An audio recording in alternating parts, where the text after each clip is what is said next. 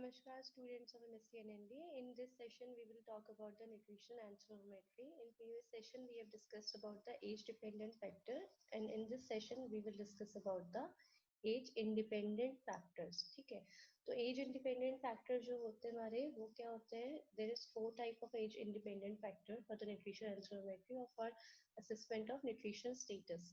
The first one is mid upper arm circumference, second is thickness of subcutaneous fat, third is weight for height, and the fourth is body mass index. So first we will talk about the mid upper arm circumference. Mid upper arm circumference क्या होता है? As the name suggests, जो आपकी mid upper arm होती है, upper arm का जो mid portion होता है उसका सर्कमफेरेंस हम इसमें असेस करते हैं. ठीक है, तो during the age of 1 to 5 years एक हेल्दी चिल्ड्रन का जो मिड अपर आर्म सर्कमफेरेंस होता है वो 15 to 17 सेंटीमीटर्स के अराउंड होता है. ठीक है, under this category the person is normal और below 15 the person is malnourished. ठीक है, तो अब मिड अपर आर्म सर्कमफेरेंस कैसे मेजर किया जाता है? आपके जो लेफ्ट अपर आर्म होती है उसका जो आपका एक्रोमियम पॉइंट होता है, एक्रोमियम पॉइंट इज और शोल्डर पॉइंट से लेकर एक्रोलन पॉइंट तक, मतलब एल्बो पॉइंट तक, ये पूरा पॉइंट का जो इस पूरे पोर्शन का जो मिड पॉइंट होता है वहां पर आप क्या करते हैं? सर्कमफेरेंस हम इसका पूरा असेस करते हैं by the help of measuring tape. उसको वहां असेस किया जाता है. मतलब शोल्डर से लेके एल्बो तक का जो रीजन, जो आपका रीजन होता है उसका जो मिड पोर्शन हुआ वो आपका मिड अपर आर्म सर्कमफेरेंस होता है. तो if the child is stand और इन सिट तो हम उसकी लूज रखते हैं और वो हैंग रहती है एक साइड, और उसको फिर हम बाद में जाके असेस करते हैं.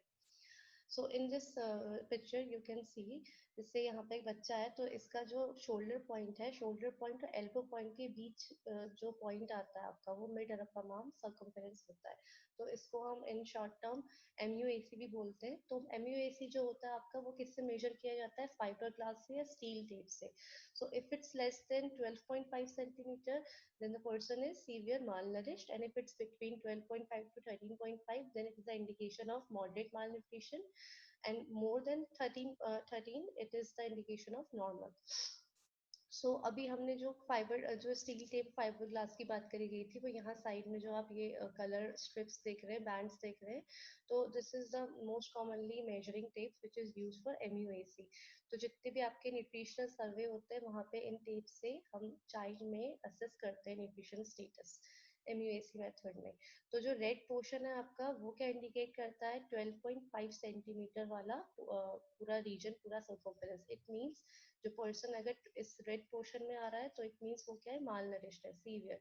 येलो पोर्शन जो होता है आपका वो मॉडरेट माल न्यूट्रिशन का होता है, और जो ग्रीन पोर्शन होता है वो हेल्दी चिल्ड्रन का साइन होता है या नॉर्मल चिल्ड्रन का साइन होता है. So this is all with your MUAC.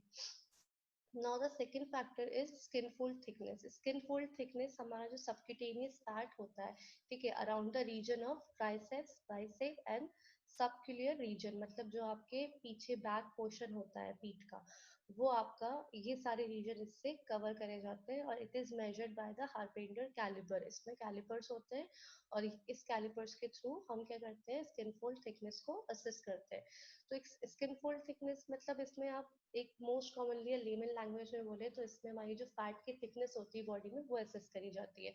So in healthy children we can say that more than 10 mm आपकी जो होती है वो फैट थिकनेस होती है around the age of 1 to 6 year. But if the thickness is more than or less than 6 millimeter, then it's a serious indication of severe malnutrition. तो ये आपके डिफरेंट काइंड्स ऑफ कैलिबर्स हैं जो skin fold thickness के लिए होते हैं. और in this image you can सी कि यहाँ पर हमारा जो थंब होता है उसको इंडेक्स फिंगर से हम पहले जिस फैट रीजन को हमें असेस करना है हम उसको होल्ड करते हैं इंडेक्स रीजन से और थंब रीजन से, एंड देन हम उसमें कैलिपर फिट करते हैं, एंड देन आफ्टर दैट हम दूसरे हैंड से थंब लगा के उसको फिट करके फिर जो आपका थिकनेस आती है फैट की उससे असेस करते हैं. और ये आपके सारे पूरी एक लिस्ट है डिफरेंट टाइप्स ऑफ कैलिपर्स की, जिसका मतलब अलग अलग कैलिपर्स यूज होते हैं, अलग अलग रीडिंग, मतलब रीडिंग और थोड़ा बहुत उसमें मॉडल का डिफरेंस और डिजाइन का डिफरेंस रहता है. बाकी जो इसकी हैंडलिंग है वो सब में सेम रहती है. Now the third factor is body ratio. Body ratio के अंदर आपको दो चीजें ध्यान रखनी है. इसमें आपकी हाइट फॉर वेट आता है और हाइट फॉर आपका वेट फॉर एज आता है. तो वेट फॉर हाइट क्या होता है आपका, जिसमें आपका पेशेंट का वेट होता है divided by the weight of a normal child of same height into 100, ठीक है। तो मतलब आपको जिस मान बच्चे का अगर किसी का वेट फॉर हाइट निकालना है, तो इसमें पहले आप उसका वेट रखेंगे और उसी की एज का जो नॉर्मल पर्सन का वेट है वो रखेंगे और इंटू 100 करेंगे।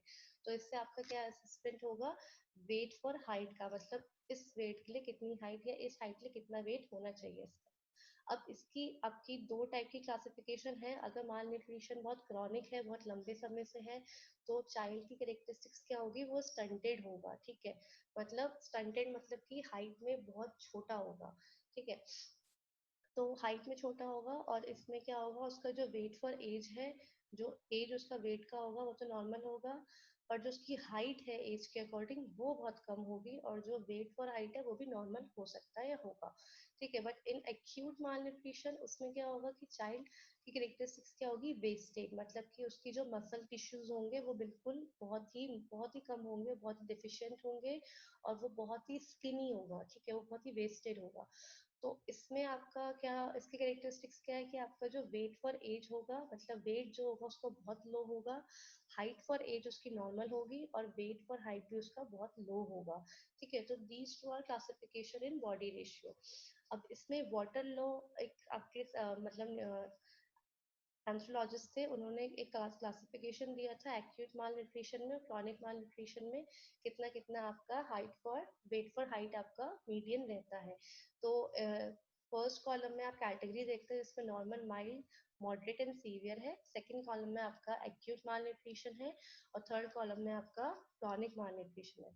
अब इसमें एक डिफरेंस और है कि जो आपका एक्यूट माल न्यूट्रिशन है उसमें वेट फॉर हाइट बताया है, और क्रॉनिक में हाइट फॉर एज बताया है, ठीक है। तो ऐसे इसका डिफरेंशिएट करा है नॉर्मल, माइल्ड और मॉडरेट एंड सीवियर में। तो ये वाटर लॉस क्लासिफिकेशन है। आप जब भी इस क्लासिफिकेशन को मेंशन करोगे तो इसका सोर्स लिखोगे वाटर लॉ क्लासिफिकेशन।